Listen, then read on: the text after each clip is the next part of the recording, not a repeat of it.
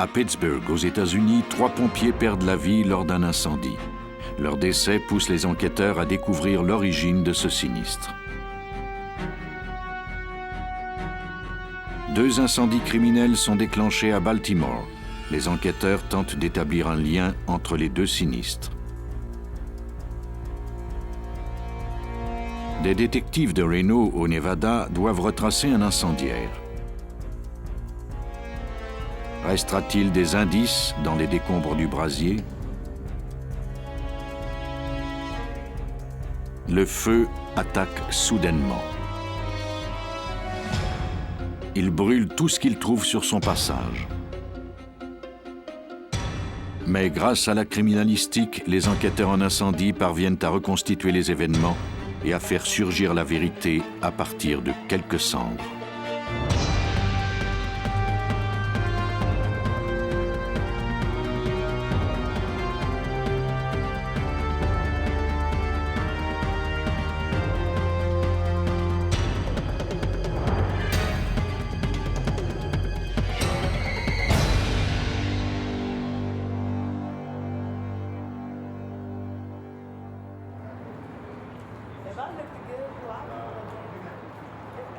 Certains incendies sont accidentels, d'autres, malgré les apparences, sont criminels. Les experts doivent faire la différence entre les deux.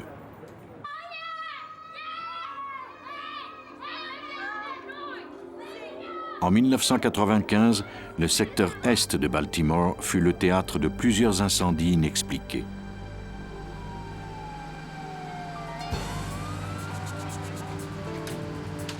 En juillet, des pompiers furent dépêchés au 1311 Rose Street. L'immeuble s'était complètement effondré.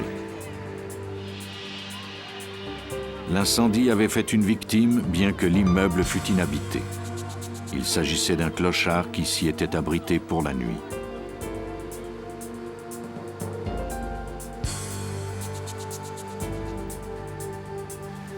Son intrusion lui avait coûté la vie.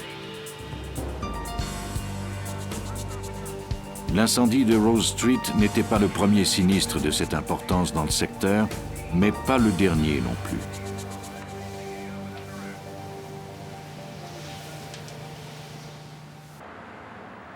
Moins d'une semaine plus tard, une explosion détruisit un autre immeuble à quelques pâtés de maison sur Lombard Street.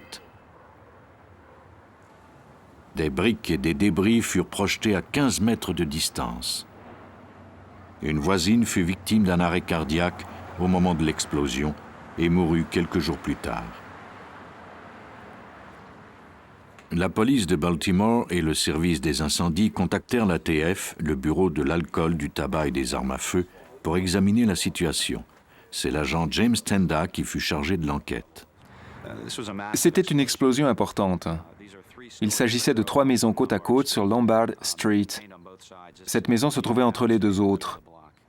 Lorsqu'elle a explosé, tout le pâté de maison s'est écroulé et le feu s'est propagé. S'il y avait eu la moindre personne, elle aurait eu de la difficulté à s'en tirer. Il y avait eu 2 incendies inexpliqués, 2 immeubles réduits à néant en l'espace de quelques jours. Les enquêteurs de l'ATF pensaient qu'il y avait un lien avec d'autres incendies encore plus importants. Depuis quelques années, 13 incendies avaient ravagé d'autres immeubles dans le même secteur. Les dommages s'élevaient à 2 millions de dollars.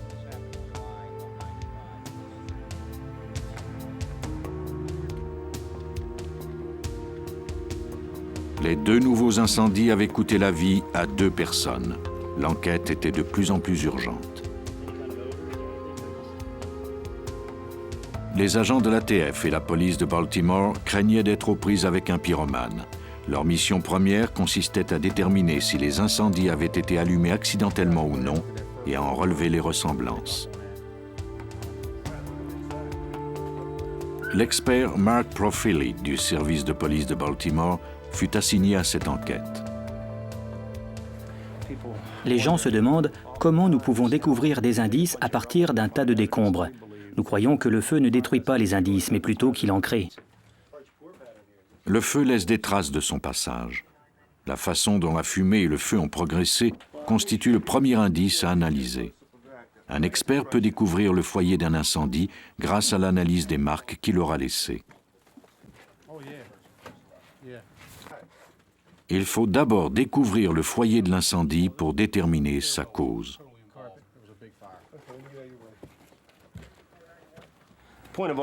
L'origine de l'incendie se situe ici. C'est à cet endroit précis que 3 éléments ont été réunis, c'est-à-dire le combustible, la chaleur et l'oxygène.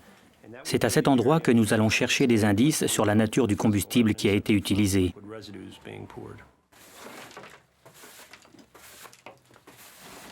Les enquêteurs découvrirent qu'une partie du plancher avait subi davantage de dommages que le reste.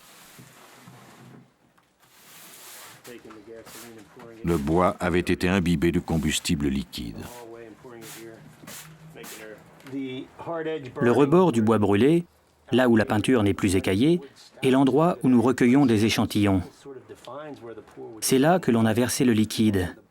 Si le feu a rejoint les rainures et languettes des planches, cela est un autre signe de la présence de combustible.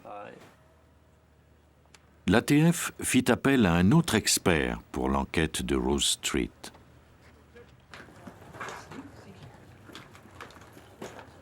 Tipper est une chienne qui a été entraînée à reconnaître l'odeur des traces de combustible. Elles permettent aux enquêteurs de relever les similitudes entre les incendies criminels en leur indiquant où a été versé le combustible liquide. L'odorat du chien est 200 fois plus développé que celui de l'homme. Il lui permet de distinguer de très petites quantités de combustible.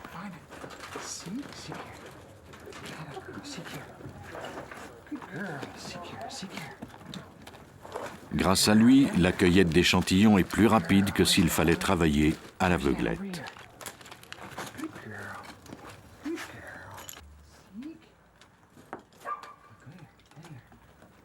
Lorsque Tipper a trouvé ce qu'elle cherche, elle s'assied et pose le museau sur l'endroit le plus saturé de combustible. Elle montre ainsi aux enquêteurs quels indices recueillir.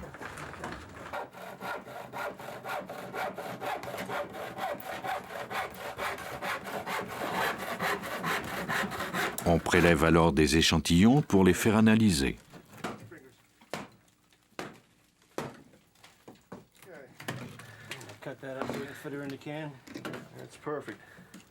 Les combustibles ont la propriété de s'enflammer rapidement, mais ils laissent des traces. Si le bois n'est pas réduit en cendres, il sera imprégné des traces de vapeur du combustible. L'eau des pompes d'incendie a même comme effet d'emprisonner le combustible dans le matériau. Fait étrange, Tipper revenait toujours dans une partie du couloir où l'incendie n'avait pas fait de ravage.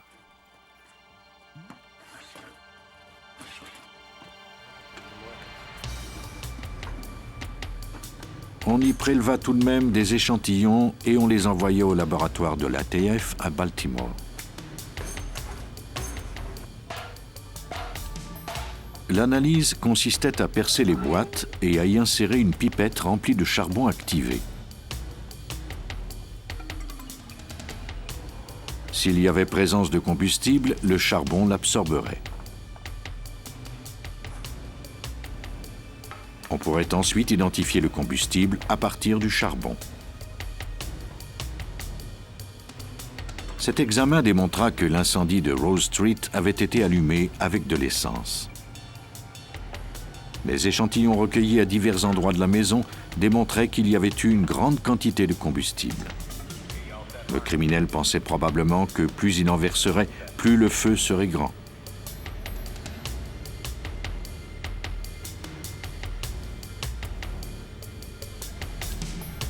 Mais ce n'est pas le cas.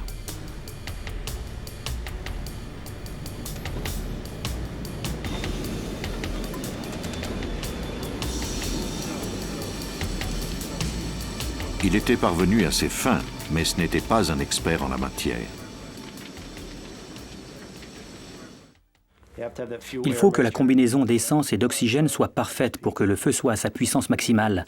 L'individu avait mis trop d'essence. Peut-être aussi que les fenêtres n'étaient pas ouvertes. De toute façon, il y en avait trop. L'indice le plus important était la partie du plancher qui n'avait pas brûlé et que le chien avait remarqué. L'ATF y découvrit des traces de combustible, mais il était là depuis un bon moment.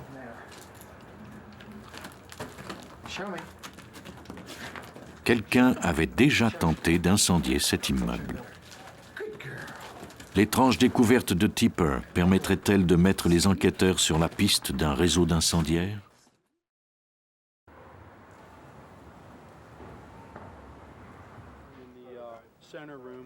Grâce à leur expert canin, les enquêteurs découvrirent que le 1311 Rose Street avait déjà été incendié. 2 ans plus tôt, le propriétaire, Robert Milligan, avait touché plusieurs centaines de milliers de dollars des assurances. La police de Baltimore interrogea Milligan, un homme d'affaires et propriétaire de HLM.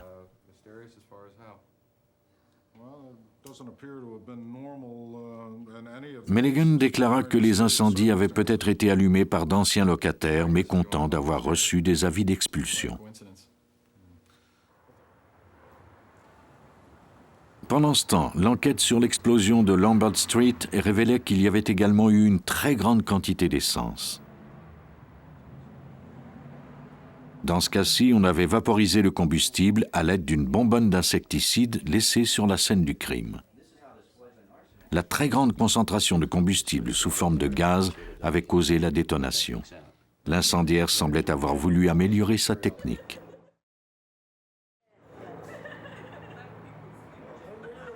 L'escouade des incendies criminels de la police de Baltimore interrogea des résidents du quartier dans l'espoir de trouver des suspects. Les anciens locataires de Rose Street déclarèrent qu'ils avaient été évincés peu avant l'incendie. Les détectives consultèrent les dossiers du service des incendies. On avait également utilisé trop d'essence pour incendier un immeuble près de Bradford Street en juin 1995, Garth Street en avril 1995 et Linwood Avenue en octobre 1994. Il y avait eu 13 incendies semblables dans un secteur de 3 km² au cours des 2 dernières années. Tous les incendies avaient un point commun. Quelqu'un avait versé trop d'essence au centre d'une pièce. Nous avons essayé de trouver un lien entre tous ces incendies et nous y sommes parvenus en laboratoire. Nous avons découvert que les incendies avaient tous été allumés de la même façon et qu'on avait utilisé le même combustible chaque fois. Les détectives devraient entreprendre une enquête de grande envergure pour découvrir si on avait allumé ces incendies dans le but de réclamer de l'argent. La police et l'ATF commencèrent par vérifier les antécédents de Robert Milligan, le propriétaire de l'immeuble de Rose Street. On découvrit que ce dernier éprouvait de graves difficultés financières. Ses sociétés et les revenus de ses immeubles locatifs déclinaient. Il avait des dettes de plus de 60 000 $. Les enquêteurs fouillèrent les dossiers de chacune des propriétés de Milligan. Certains de ses associés étaient des criminels notoires. Il fallait ensuite découvrir si ces mêmes hommes étaient eux-mêmes propriétaires d'immeubles incendiés. Les détectives consultèrent les relevés bancaires, les rapports de société, les rapports du service d'incendie, de police et d'assurance. Ils parvinrent finalement à découvrir que Milligan et ses associés avaient tous un lien avec les 13 incendies et qu'ils avaient touché des montants d'assurance. Mais qui allumait ces incendies?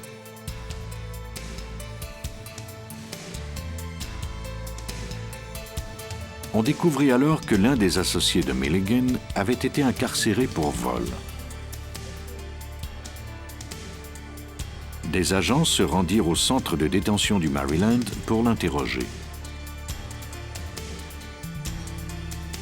En échange d'une peine réduite, l'associé avoua avoir été mêlé à une affaire d'incendie criminel et de fraude d'assurance. Il déclara que l'incendiaire était un autre associé de Milligan du nom de Paul Beber. Selon lui, il s'était même blessé lors de l'explosion de Lombard Street.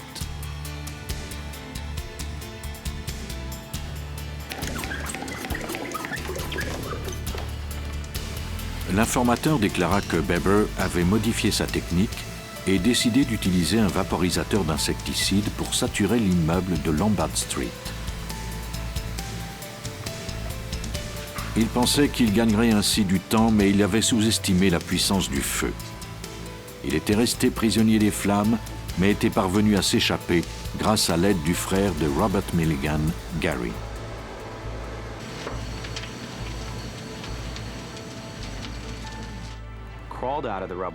Il est parvenu à sortir des décombres en rampant, malgré des brûlures au 2e et au 3e degré. Il a rejoint la ruelle où l'attendait une voiture. C'est Gary Milligan qui l'a ramené chez lui et qui a essayé de le soigner avant de l'emmener à l'hôpital. Tout de suite après avoir obtenu son congé, Beber disparut. Plus tard, la police parvint à retrouver sa trace, à l'appréhender et à l'arrêter. Il a été surpris, vraiment très surpris, de se faire arrêter, de voir sa vie de criminel se terminer ainsi. Il vivait de ses crimes depuis qu'il avait 16 ans. Il en avait 32 lorsqu'il a été accusé pour les incendies et pour toute une série d'autres crimes. Pour lui, tout semblait maintenant terminé. Afin de clore l'enquête, l'ATF devait maintenant démontrer le lien entre Robert Milligan et la série d'incendies. Les agents lui préparèrent un coup monté. Sur cette bande vidéo, on peut le voir discuter de ces incendies avec l'un de ses anciens collègues qui a accepté de collaborer avec la police à condition de conserver l'anonymat. Everything's cool, right? With me. Yeah. I mean, can you find out with Bundy if anybody knows anything about me, or if anybody's come to see me? Listen to me carefully. They told Paul that they know that I'm the mastermind behind it all. I did this, and I... Everything's cool, right? C'est tout ce dont l'ATF avait besoin.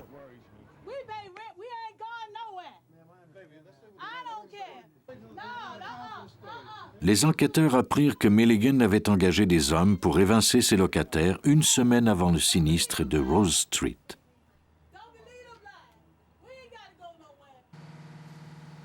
Après s'être assuré que l'immeuble était vide, Beber y avait mis le feu.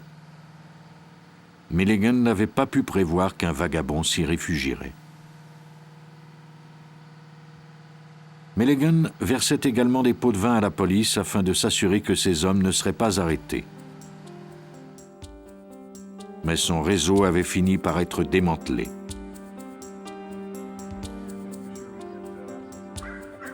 En novembre 1996, Milligan et ses 5 complices furent inculpés de la plus grande opération d'incendie criminels liée à la fraude dans l'histoire du Maryland.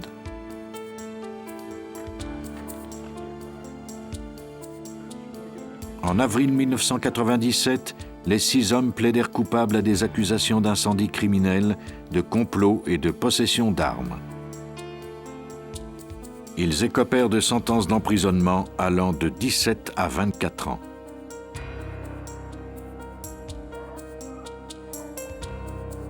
Milligan et ses acolytes espéraient que le feu effacerait leurs pistes. Mais le travail des experts légistes avait permis de relier les 13 incendies et de découvrir l'identité des coupables. Sans le travail des policiers et des analystes, le réseau n'aurait sans doute jamais été démantelé. Certains incendiaires sont moins systématiques, mais leur arrestation n'en est pas moins difficile.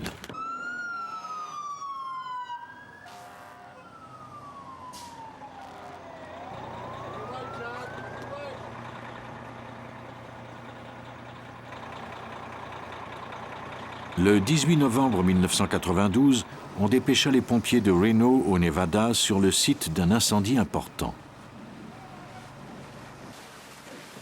Il s'agissait de l'immeuble de l'Association médicale de la santé mentale. Les pompiers travaillèrent sans relâche pendant plus de 10 heures pour en venir à bout. Le feu avait détruit l'immeuble de 3 étages ainsi que tout l'équipement médical coûteux qui s'y trouvait.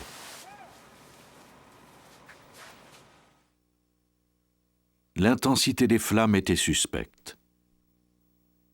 L'expert légiste William Stevenson fut chargé de photographier et d'analyser les décombres. Voici une des premières photos qui a été prise sur la scène du crime. C'est une photographie aérienne de l'immeuble. Le secteur à l'ouest de cette véranda, vers la résidence elle-même, a été identifié comme étant le foyer présumé de l'incendie.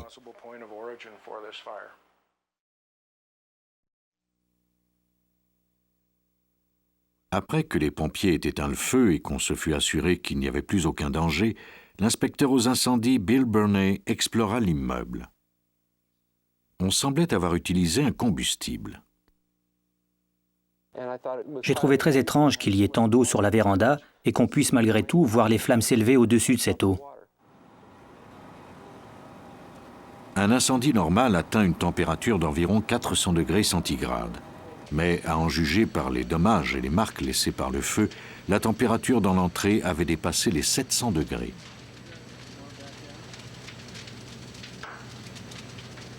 Un feu causé par des fils électriques ou la combustion de chiffons imbibés d'huile n'aurait jamais pu causer de tels dommages. Il était évident qu'on avait utilisé un combustible. Il y avait des coulées de combustible et des endroits où la peinture était tout écaillée. Cela indiquait qu'il y avait eu une chaleur intense pendant un court laps de temps. Burney et Stevenson commencèrent à chercher des indices sur l'identité de l'incendiaire. Malgré une analyse soignée de la scène, Stevenson ne découvrit aucun indice important. L'incendie avait été si fort que les pompiers n'étaient pas parvenus à entrer dans l'immeuble. On leur avait donné l'ordre de l'arroser de l'extérieur.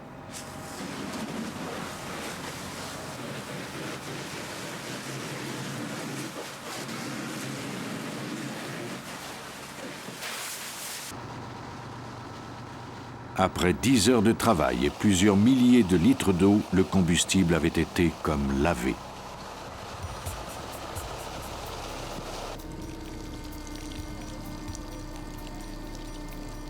Les enquêteurs concentrèrent leur attention sur la porte d'entrée. Elle semblait avoir été le foyer de l'incendie. Le carreau d'une fenêtre latérale était cassé. Burney soupçonnait que c'était par cette ouverture que l'incendiaire avait versé le combustible. J'ai constaté que l'incendie avait été allumé par quelqu'un qui avait utilisé un combustible liquide. Il a utilisé entre 10 à 25 litres d'essence.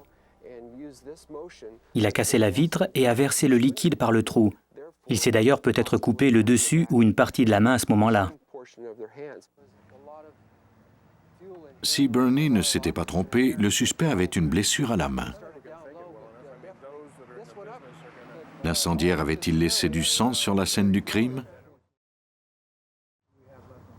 Cela semblait improbable. Même si sa blessure avait été importante, l'eau et la suie auraient effacé toute trace de sang. Pendant que les experts fouillaient l'immeuble à la recherche d'indices, un événement qui se produisit à l'autre bout de la ville allait faire débloquer leur enquête. Les deux experts, Burney et Stevenson, étaient déçus de ne pas trouver plus d'indices sur le site de l'incendie à Reno. Mais alors qu'ils terminaient leur examen des lieux, ils apprirent qu'une fusillade avait eu lieu à une clinique pour handicapés mentaux de l'autre côté de la ville. Certains médecins de la clinique avaient un bureau dans l'immeuble incendié. Les enquêteurs interrogèrent le personnel médical et concentrèrent leurs efforts sur un suspect du nom de James Thomas Manasseh, un chauffeur de taxi de 57 ans qui vivait à 5 pâtés de maison de l'immeuble incendié. Sa femme avait été internée à la clinique pour handicapés mentaux.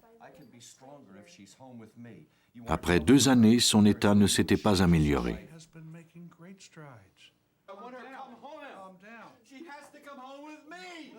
Manasseh, frustré par cette situation, avait développé une rancune contre les médecins qu'il tenait responsables du dépérissement de sa femme. Il avait exigé que sa femme ait son congé, mais les médecins avaient refusé.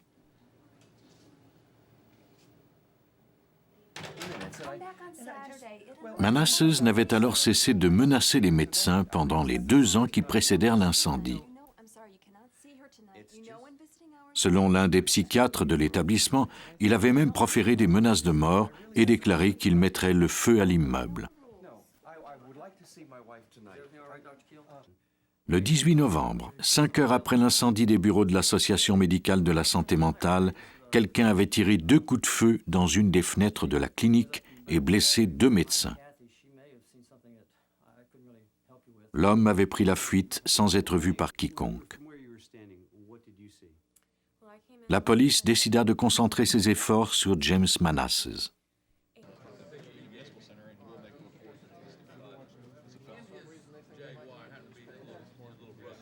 Des agents se rendirent chez lui et découvrirent qu'il avait abondamment saigné. Ses 2 mains étaient couvertes de lacérations. Il fut emmené au commissariat pour y être interrogé. Manasseh déclara qu'il avait été victime d'une agression la veille, au cours de laquelle il avait été blessé. Nous nous sommes rendus sur les lieux afin de vérifier s'il avait bel et bien été attaqué à l'endroit qu'il avait mentionné. Et nous avons cherché des éléments relatifs à cette attaque. Lorsque nous sommes arrivés sur les lieux, nous n'avons retrouvé aucune trace de sang.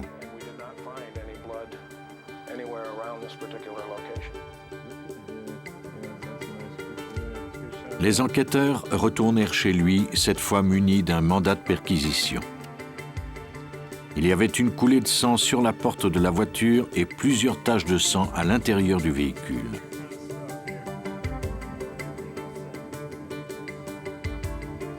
Dans la maison, ils constatèrent que Manasseh n'avait pas nettoyé tout le sang qu'il avait perdu. Dans la cuisine, il y avait un seau qui contenait du sang.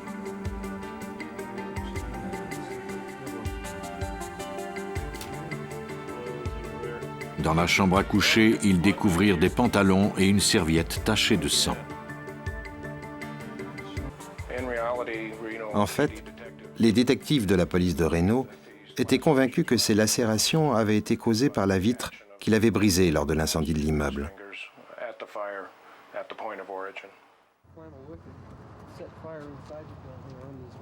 La seule façon de prouver sa culpabilité serait par le biais du sang de ses blessures, à condition d'en retrouver des traces sur les lieux de l'incendie.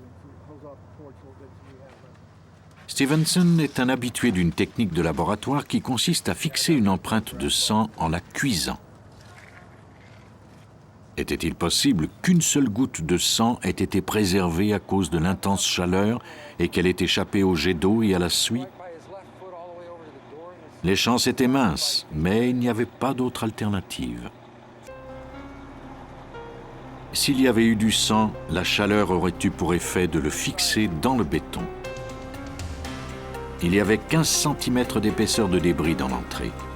Les experts les ôtèrent, puis lavèrent la véranda avec un soin méticuleux. Alors qu'ils faisaient ce travail, ils aperçurent des petites gouttes brunes qui ressemblaient à du sang. Ils en relevèrent l'emplacement. Il y avait des gouttelettes près de la fenêtre et dans l'escalier. Ne sachant pas exactement quelle quantité serait nécessaire pour les analyses, ils en recueillirent le plus possible.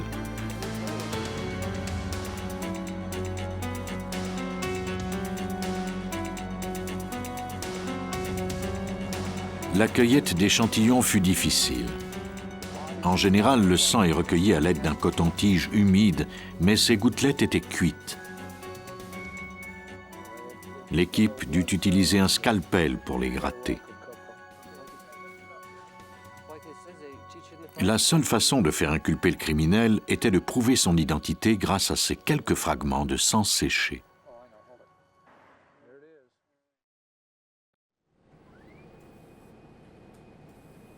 Les échantillons de sang recueillis devant l'entrée de l'immeuble de l'Association médicale de la santé mentale furent envoyés au laboratoire judiciaire du comté de Washoe pour analyse. Le département de sérologie effectua un examen préliminaire pour confirmer que le sang était bien humain. Les échantillons furent ensuite envoyés à l'analyste René Romero afin qu'elle tente d'en extraire le code génétique. Nous ne nous attendions pas à obtenir des résultats. Les taches en elles-mêmes semblaient provenir d'un barbecue. De plus, une chaleur aussi intense peut détruire l'ADN. La chaleur avait été destructrice. Mais malgré des températures supérieures à 700 degrés, Romero parvint à extraire l'ADN de 3 des 11 échantillons.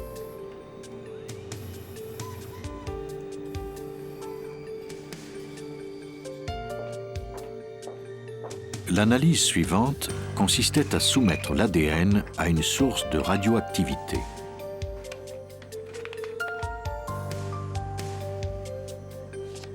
On fait appel à ce type d'analyse lorsque l'échantillon est de piètre qualité ou encore qu'il est trop petit.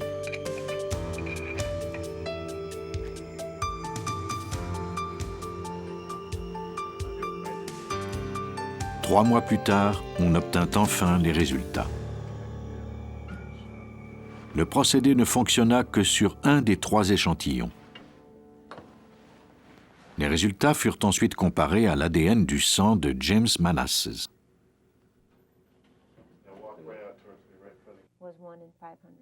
Les probabilités que ce code génétique soit similaire à un autre étaient de 1 sur 500 000. La population de Reno ne comptait que 80 000 habitants.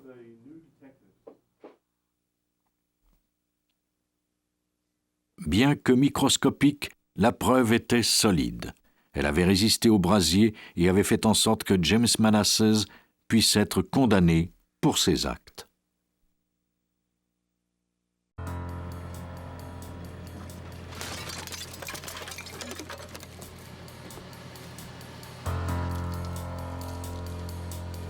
James Manasses fut condamné à 76 ans de prison pour l'incendie de l'immeuble et la fusillade de la clinique.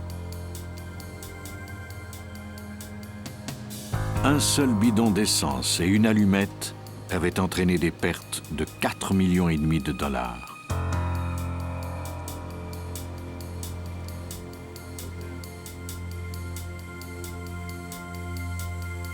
Heureusement, l'incendie allumé par Manasses n'avait pas fait de victimes, ce qui n'est hélas pas toujours le cas.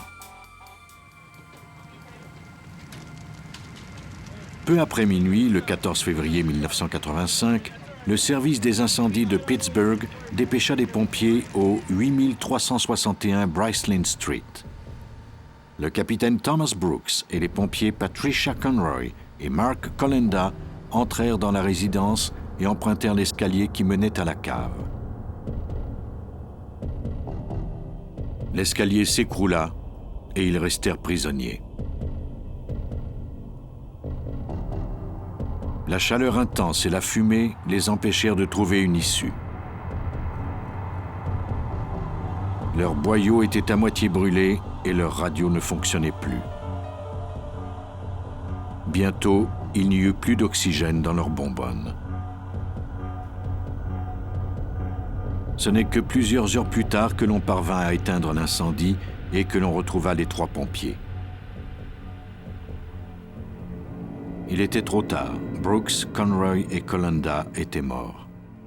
Quant aux occupants de la maison, la famille Buckner, ils avaient eu la vie sauve. Le service des incendies de Pittsburgh fit appel à l'ATF afin qu'une enquête soit ouverte. Les agents spéciaux Dan Bay et son partenaire Bill Petretis furent assignés à cette affaire. Pour l'ATF, dès qu'un pompier perd la vie, comme dans le cas présent, l'enquête devient prioritaire. Tout de suite après le sinistre, en fait, dès le début de l'enquête, ils ont requis nos services et nous ont demandé de déterminer la cause du feu. Les agents essayèrent d'abord de déterminer pourquoi les pompiers étaient morts. La maison, qui est typique de la région de Pittsburgh, semblait avoir 2 étages, mais en avait en fait 4. Elle était construite à flanc de colline. L'architecture avait contribué à désorienter les 3 victimes, qui n'avaient d'ailleurs pas repéré les sorties en cas de problème. Ils n'ont pas réalisé que cette porte-ci s'ouvrait. Ils croyaient que c'était un placard. Donc, ils n'ont pas tenu compte de cette issue. et celle qu'ils avaient empruntée pour entrer n'était plus praticable à cause de l'effondrement de l'escalier.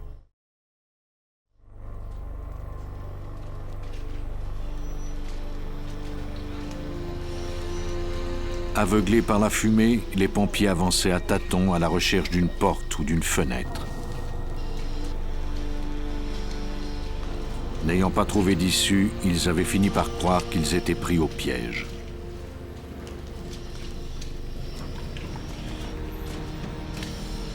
Ils ignoraient que la pièce avait plusieurs fenêtres qui avaient été isolées contre le froid et qui étaient recouvertes d'une épaisse plaque de plexiglas.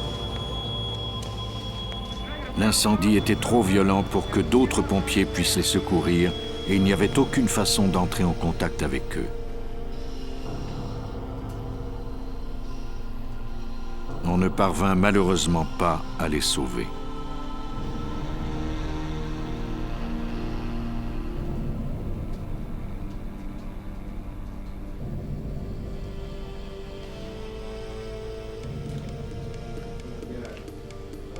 Les experts devaient maintenant découvrir l'origine de l'incendie.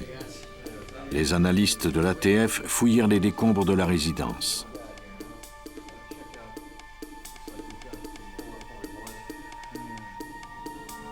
L'incendie avait fait rage dans la cave, puis, après avoir détruit toutes les matières combustibles, il était monté au grenier entre les murs.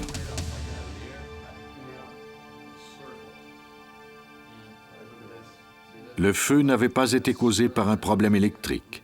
Aucun fil ne semblait usé, les électroménagers, le chauffe-eau et la fournaise n'étaient pas endommagés. Par contre, il y avait un tas de vêtements calcinés au milieu du sol inondé. Les experts examinèrent alors le plafond. Au-dessus de la pile de vêtements se trouvait une marque de brûlure étrange qui éveilla les soupçons de l'enquêteur Bill Petretis. Il y avait un rond d'environ 4 mètres sur les solives. C'était assez inhabituel. C'est ce qui nous a indiqué que le foyer d'origine de l'incendie se trouvait dans cette cave.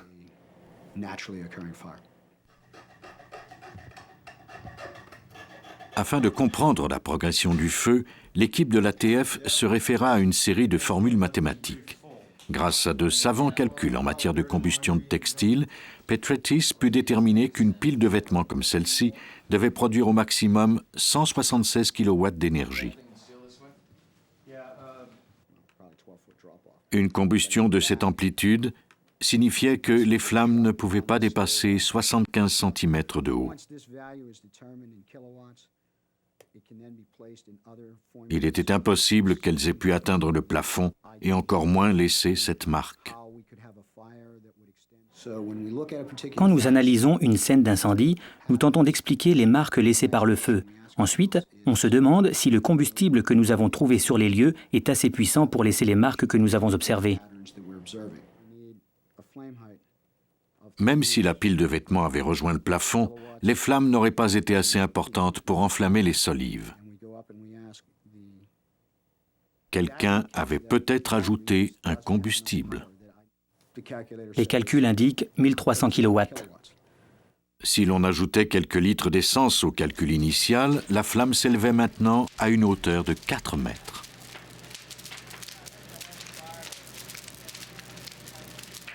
Ce résultat correspondait aux marques de feu sur le plafond et les solives. Il était impossible qu'un simple tas de vêtements produise un feu assez puissant pour enflammer le plafond, à moins qu'on y ait versé un accélérant. Petretis avait identifié le foyer d'origine de l'incendie et il soupçonnait qu'on avait utilisé un combustible pour l'allumer. Maintenant venait la délicate tâche de recueillir les éléments de preuve. Les vêtements calcinés traînaient dans l'eau depuis des heures. Le sol de la cave était fait de béton. Comme cette surface est ininflammable, cela signifiait qu'il serait impossible de discerner des traces de combustible. Peut-être découvrirait-on de nouveaux indices au laboratoire.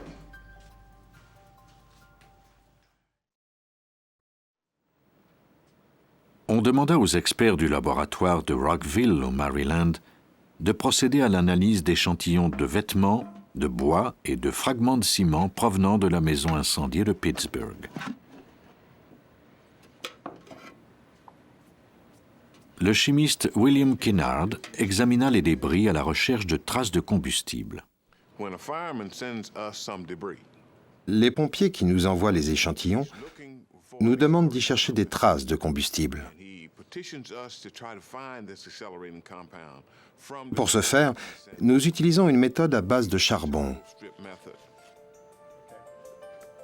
L'analyse consiste à insérer une languette de charbon dans un contenant étanche. Le charbon est retenu par un aimant.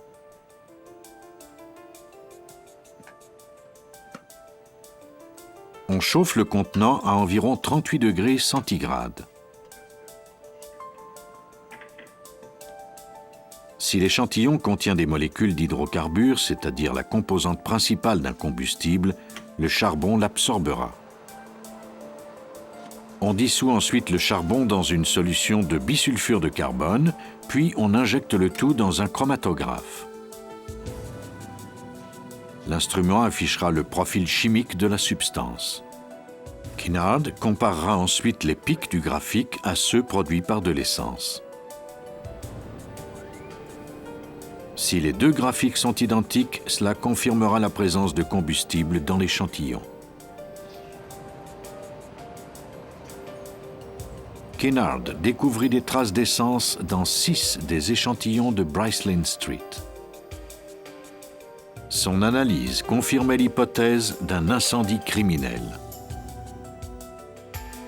On avait bien versé du combustible sur la pile de vêtements, puis on y avait mis le feu. Il fallait maintenant déterminer qui avait commis cet acte et pourquoi.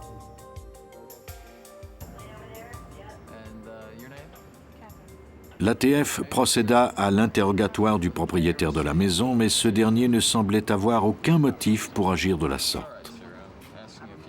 On crut ensuite qu'il s'agissait peut-être d'une guerre de gang, mais aucun indice n'allait en ce sens. L'ATF contacta alors Ronald et Darlene Buckner, les locataires de la maison. L'ATF poursuivait son enquête lorsque les agents apprirent que les Buckner projetaient d'acheter une maison. Pendant l'été 1984, Ronald et Darlene étaient allés visiter des propriétés avec plusieurs agents d'immeubles. Au mois d'octobre de la même année, ils avaient demandé des informations à maintes reprises au sujet d'une hypothèque, mais les banques la leur refusaient parce qu'ils ne pouvaient pas fournir de mise de fonds. En novembre, après 5 ans sans assurance, les Buckner décidèrent tout à coup de souscrire à une police d'assurance locataire sur la maison de Brycelyn Street. 3 mois plus tard, la maison était la proie des flammes. La compagnie d'assurance leur versa la somme de $20 000.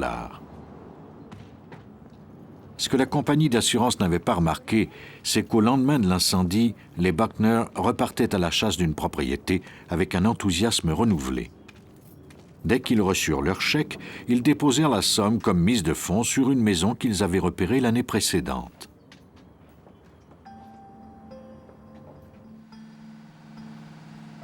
Les Buckner avaient donc un mobile. Les enquêteurs soupçonnaient de plus en plus Darlene Buckner et son fils, Gregory Brown. Darlene avait déclaré que le soir de l'incendie, Gregory et elle étaient allés faire des emplettes. Lorsqu'ils étaient revenus, la maison était la proie des flammes. Mais certains voisins avaient remarqué que Gregory Brown était debout devant la maison et qu'il regardait l'incendie avant l'arrivée des pompiers. Un autre voisin avait aperçu Darlene seule dans sa voiture près du supermarché. Peu après l'incendie, Gregory avait été arrêté pour une affaire de drogue. Il avait purgé une peine de 90 jours d'emprisonnement. Les agents de l'ATF interrogèrent ses compagnons de cellule. Ces derniers déclarèrent que Gregory s'était vanté d'avoir allumé un incendie qui avait coûté la vie à 3 pompiers et permis à sa famille de s'acheter une nouvelle maison.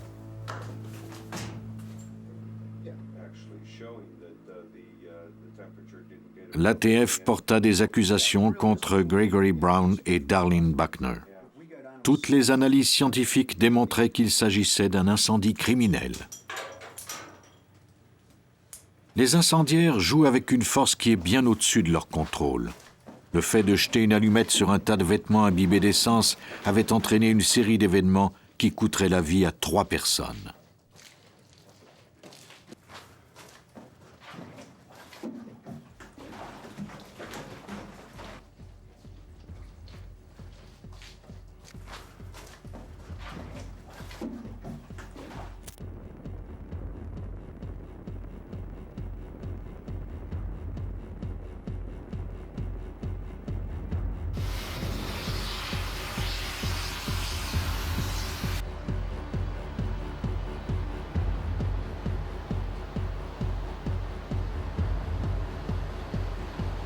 Le jury déclara Gregory Brown coupable de meurtre au second degré, d'incendie criminel et de fraude.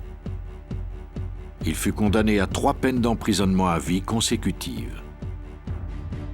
Quant à Darlene Buckner, elle fut jugée coupable de fraude d'assurance, mais fut acquittée des autres accusations. Elle fut condamnée à 3 ans de prison et à payer une amende de $5 000.